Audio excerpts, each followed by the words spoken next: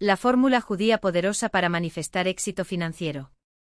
La fórmula judía, el precio del éxito. El rabino Isaac Ben Salom cerró el libro de cuero desgastado con un suspiro. Las páginas, escritas en hebreo arcaico y anotaciones en yidis, contenían la fórmula que su familia había custodiado por generaciones: el camino de las 7 llaves, un método de manifestación financiera basado en la Kabbalah, la disciplina y la conexión con lo divino. No era magia, sino una ciencia espiritual que combinaba acción estratégica, fe inquebrantable y la ley del Tzedaká, caridad justa. Pero había una advertencia grabada en la primera página, casi borrada por el tiempo: quien use este conocimiento sin pureza de corazón, atraerá riqueza, pero también su sombra. Daniel Mendoza, un joven abogado mexicano de 32 años ahogado en deudas y frustración, había llegado hasta el después de agotar todas las opciones. Rabino, necesito un milagro, había suplicado esa misma tarde en el pequeño estudio de Ben Salom en la Ciudad de México. El anciano, con ojos que parecían ver través de las mentiras, le había entregado una copia traducida del manuscrito con una condición: sigue cada paso al pie de la letra, sin atajos.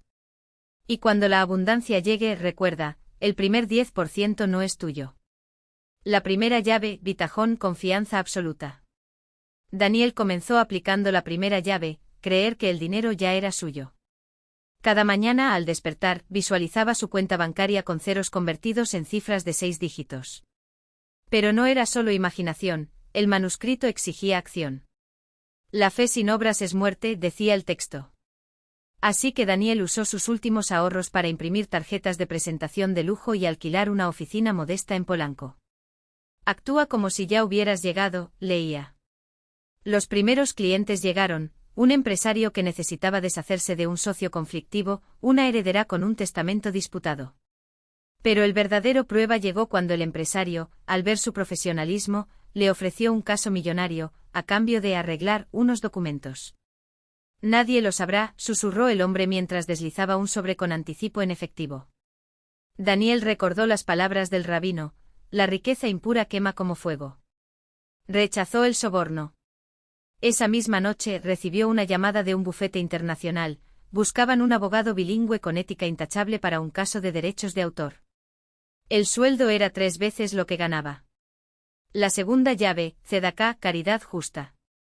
Con su primer cheque sustancioso, Daniel cumplió la segunda llave, donar el 10% a una causa justa. Pero aquí cometió su primer error. En lugar de buscar una organización seria, le dio el dinero a su primo León, un tipo carismático que prometía invertirlo en un negocio de importaciones. Es familia, Daniel. Dios te lo premiará, había dicho León con una sonrisa que no llegaba a los ojos. 3 meses después el negocio era una estafa piramidal. León desapareció con el dinero de varios inversores, incluyendo el de 2 ancianas del asilo que Daniel visitaba los domingos. La vergüenza lo carcomió. Fue al rabino confeso. Ben Salom no lo regañó. Solo le entregó un nuevo manuscrito: la ley de la restitución. Devuelve lo que se perdió, aunque te cueste todo, dijo. Daniel vendió su auto, hipotecó su departamento y pagó a las víctimas. Cuando terminó, solo le quedaban 1000 pesos en el banco. La tercera llave, melajá, trabajo digno. Sin recursos, Daniel aceptó un trabajo en un bufete de abogados penalistas, defendiendo a migrantes centroamericanos. El salario era miserable, pero el manuscrito decía: el trabajo que eleva a otros te eleva a ti. Entre casos de deportaciones y asilos políticos, conoció a Sofía, una guatemalteca que había perdido a su hijo en el desierto tratando de cruzar a Estados Unidos. Su historia lo conmocionó. Una noche, mientras revisaba expedientes, encontró un patrón: un mismo coyote aparecía en múltiples desapariciones. Con ayuda de Sofía, que había ha bajado como traductora para la fiscalía en su país, recopiló pruebas. El caso llegó a la prensa. Un senador, impresionado, lo contactó para asesorarlo en una reforma migratoria. El pago por ese trabajo fue suficiente para saldar sus deudas. Pero Sofía le hizo una pregunta que lo dejó helado: ¿y ahora qué, abogado?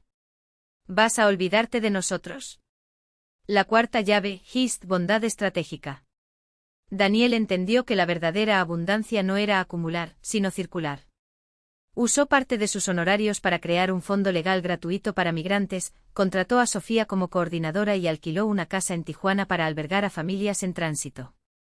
El manuscrito lo llamaba a invertir en el campo ajeno para que el tuyo florezca. El senador, al ver su compromiso, lo recomendó con un magnate hotelero que buscaba limpiar su imagen. El hombre, dueño de una cadena de resorts, había sido acusado de explotar a sus empleados.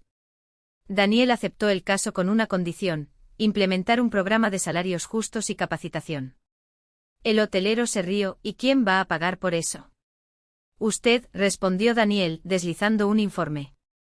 Pero le mostraré cómo convertirlo en un modelo rentable que atraiga a turistas conscientes. La ética vende, señor. El proyecto fue un éxito. En un año, los hoteles del magnate eran los más solicitados por europeas y estadounidenses dispuestos a pagar más por turismo con impacto. Daniel recibió un bono de 7 cifras. La quinta llave: Burá, disciplina férrea. Con el dinero, Daniel podría haber comprado una mansión en Las Lomas. En vez de eso, siguió la quinta llave: vive con el 50%, invierte el 30%, da el 20%. Compró un departamento modesto, invirtió en bienes raíces en zonas emergentes y donó el 20% a su fondo migratorio. Pero la tentación llegó en forma de Elena, una ejecutiva de un banco suizo que lo invitó a optimizar sus ganancias mediante paraísos fiscales. Todos lo hacen, dijo ella en una cena en Pujol, mientras le servía un vino de $5,000 la botella. ¿O prefieres pagar impuestos como un tonto? Daniel recordó la advertencia del rabino sobre la sombra de la riqueza. Esa noche soñó con León, su primo estafador, riéndose desde una celda: mira cómo te pudres en tu moralidad, primo. Yo al menos disfruté el dinero. Al día siguiente fue al banco y declaró todos sus ingresos. La sexta llave: Tiferet, equilibrio. El éxito llegó como un torrente. Daniel fue portada de Forbes México como el abogado que combina ética y ganancias. Pero algo andaba mal. Sofía, ahora su socia, notó su irritabilidad. Estás igual que los que criticas, le dijo una noche. Obsesionado con las reglas sin disfrutar. El manuscrito hablaba de esto: el dinero es un servidor, no un amo. Daniel canceló sus citas por una semana y se fue solo a un retiro en Valle de Bravo. Allí, entre senderos y silencios, entendió que había confundido disciplina con rigidez. La verdadera abundancia incluía risas, errores y hasta un buen mezcal con amigos. La séptima llave: Malhut, reino.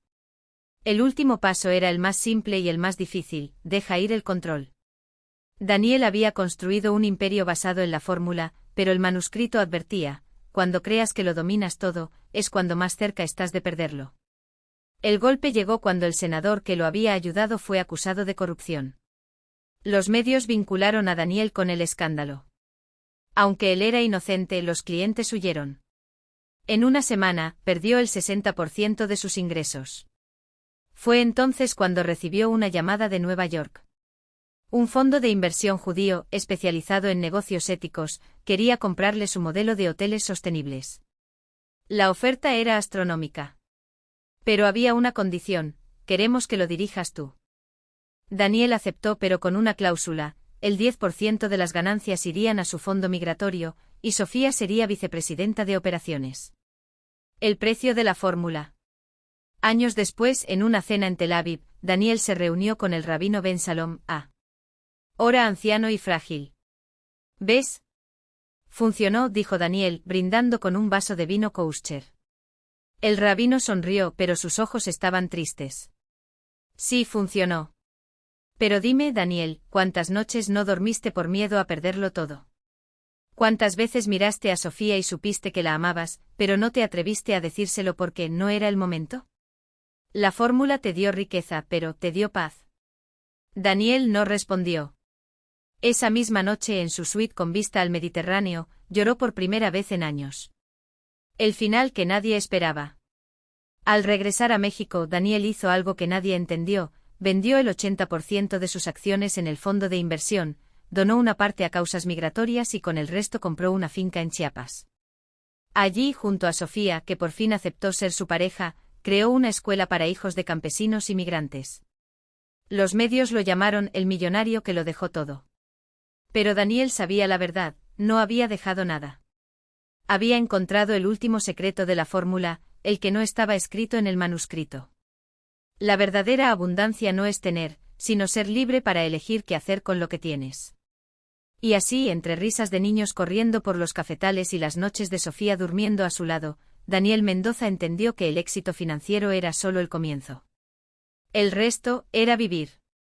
El café de la mañana. Los primeros rayos del sol se filtraba entre las hojas de los cafetos cuando Daniel salió al porche de madera de la finca. El aroma a tierra mojada y granos tostados se mezclaba con el sonido de las risas infantiles que llegaban desde la escuela, un edificio de adobe y techos de palma que él mismo había ayudado a construir. Sofía ya estaba allí, sentada en una mecedora con una taza humeante entre las manos. Su cabello oscuro, ahora más largo, caía sobre los hombros como un río tranquilo. ¿Otra vez sin dormir?, preguntó ella sin mirar hacia él, como si supiera que estaba ahí por el crujido de las tablas bajo sus pies. Daniel se sentó a su lado y aceptó la taza que Sofía le tendía. El café era amargo pero justo como le gustaba, sin azúcar, sin disfraces. Estaba revisando los números de la última cosecha, mintió. Sofía arqueó una ceja. Conocía ese tono. No eran los números lo que lo mantenía despierto, sino el eco de una llamada que había recibido la noche anterior. Un antiguo socio de Wall Street, ahora director de un fondo aún más grande que el que Daniel había dejado atrás, le había ofrecido una oportunidad única a regresar como consultor, solo 6 meses al año con un salario que multiplicaría por 10 lo que ganaba en la finca. No es por el dinero, había dicho Daniel al colgar, aunque Sofía no estaba allí para escucharlo. Ella ahora lo observaba en silencio como si leyera sus pensamientos. El sol iluminaba las líneas finas alrededor de sus ojos, marcas de risas y de noches en vela cuidando a los niños enfermos o corrigiendo cuadernos bajo la luz de un quinqué. ¿Y si nos equivocamos?, preguntó Daniel al fin, rompiendo el silencio. Podríamos hacer más con ese dinero. Contratar más maestros, comprar medicinas, construir un hospital. Sofía dejó su taza sobre la mesa de madera y tomó sus manos. Eran ásperas, llenas de callos, nada que ver con las manos suaves de la mujer que había conocido en una gala de Nueva York años atrás. Daniel Mendoza dijo con una sonrisa cansada, ¿cuándo vas a entender que ya no se trata de hacer más, sino de ser suficiente? Él quiso responder, pero las palabras se atascaron en su garganta. Porque en el fondo sabía que ella tenía razón.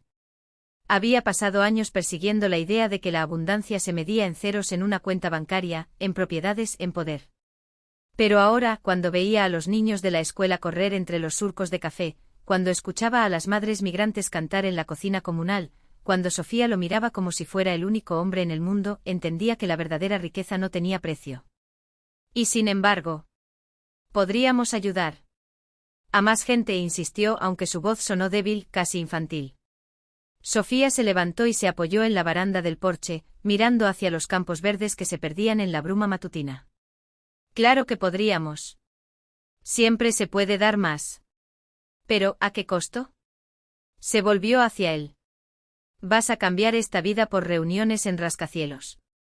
Vas a dejar que los niños dejen de reconocerte en el camino porque solo estarás aquí la mitad del año. Vas a perderte las noches en que la lluvia golpea el techo de lámina y nosotros, abrazados, escuchamos historias de los abuelos del pueblo. Daniel cerró los ojos. Recordó el frío de las mañanas en Manhattan, el olor a concreto y ambición, el vacío que sentía al llegar a un apartamento lujoso donde nadie lo esperaba. Comparado con eso, la finca era un caos hermoso, gallinas escarbando en el patio, el olor a leña quemada, las risas de Sofía cuando se reía de sus torpes intentos por aprender tzotzil. Tenemos suficiente, murmuró ella, como si adivinara el fin de su batalla interna. Y eso, Daniel, es más de lo que la mayoría de la gente tiene en toda una vida. La tormenta. 3 semanas después, la lluvia llegó como un castigo. No era la lluvia suave de la temporada, sino un aguacero furioso que azotó Chiapas durante días, arrasando caminos, inundando siembras y dejando a la escuela con el techo a punto de derrumbarse. Los niños, apiñados bajo lonas, miraban con ojos asustados como el agua lo devoraba todo. Daniel trabajó sin descanso junto a los campesinos, cavando zanjas para desviar el agua, reforzando paredes con costales de arena. Pero cuando la tormenta amainó, el daño era evidente, la mitad de la cosecha de café perdida, la escuela inutilizable y varias familias del pueblo sin techo. Fue entonces cuando el número de su antiguo socio apareció de nuevo en su teléfono. Esta vez no como una tentación, sino como una solución. Podríamos reconstruirlo todo en meses, le dijo a Sofía esa noche, mientras compartían un plato de frijoles y tortillas bajo la luz de un farol. Con solo un par de meses en Nueva York podríamos. ¿Y después? Preguntó ella, secándose el sudor de la frente con el dorso de la mano. ¿Cuándo será suficiente, Daniel? ¿Cuándo tengamos una escuela más grande? ¿Cuándo todos los niños de Chiapas tengan zapatos? ¿Cuándo ya no haya pobreza en México? Él no respondió. Porque sabía que la pobreza no se acababa con dinero, sino con sistemas, con educación, con tiempo. Y el tiempo era justo lo que él no podía comprar. Mira, dijo Sofía, señalando hacia la puerta. Afuera, bajo la luna llena que emergía entre las nubes dispersas, los niños del pueblo jugaban en los charcos, riendo como si la tormenta nunca hubiera existido. Sus padres, aunque exhaustos, compartían mezcal y canciones alrededor de una fogata. Nadie lloraba. Nadie maldecía su suerte. Ellos no necesitan que seas su salvador, susurró Sofía. Necesitan que seas uno más. La decisión. Al día siguiente, Daniel convocó a una reunión en el galpón comunitario. Todos los campesinos, las madres migrantes y hasta los niños más grandes se apiñaron en el espacio, expectantes. Él, con las manos temblorosas, sacó un sobre del bolsillo. Esto, dijo, mostrando un cheque con una cantidad que hizo que varios ahogaran un grito, es lo que queda de mis ahorros. No es mucho comparado con lo que perdimos, pero es un inicio. Hubo murmullos. Algunos ojos brillaron con esperanza, otros con escepticismo. Pero no es un regalo, aclaró Daniel. Es un préstamo. Ustedes mismos reconstruirán la escuela, cavarán nuevos surcos para los cafetos, repararán los techos. Yo solo pondré el dinero y el trabajo de mis manos junto a las de ustedes. ¿Y si no podemos pagarte? Preguntó un hombre mayor con el sombrero apretado entre las manos. Daniel sonrió. Entonces me pagarán con lo que puedan, con un saco de café, con una gallina, con una canción. Pero sé que no será necesario. Sofía, que estaba al fondo, asintió con la cabeza. No era la solución. Perfecta, pero era su solución. Algo construido con sudor, con confianza, con raíces. El último secreto. Años después, cuando la escuela ya era un referente en la región, cuando los cafetos daban frutos más dulces que nunca, y cuando los niños que antes corrían descalzos ahora enseñaban a otros, Daniel se sentó de nuevo en el porche con Sofía. Esta vez, no había dudas en su mirada. ¿Te arrepientes? Preguntó ella, aunque conocía la respuesta. Él tomó su mano, áspera como la suya, y la llevó a sus labios. Solo me arrepiento de no haberlo entendido antes, dijo. La abundancia no es tener. Ni siquiera es dar. Es pertenecer. Y así, entre el aroma del café recién molido y el canto de los pájaros al amanecer, Daniel Mendoza supo que al fin, había encontrado el último secreto: la libertad no estaba en elegir qué hacer con lo que tienes, sino en elegir con quién compartirlo.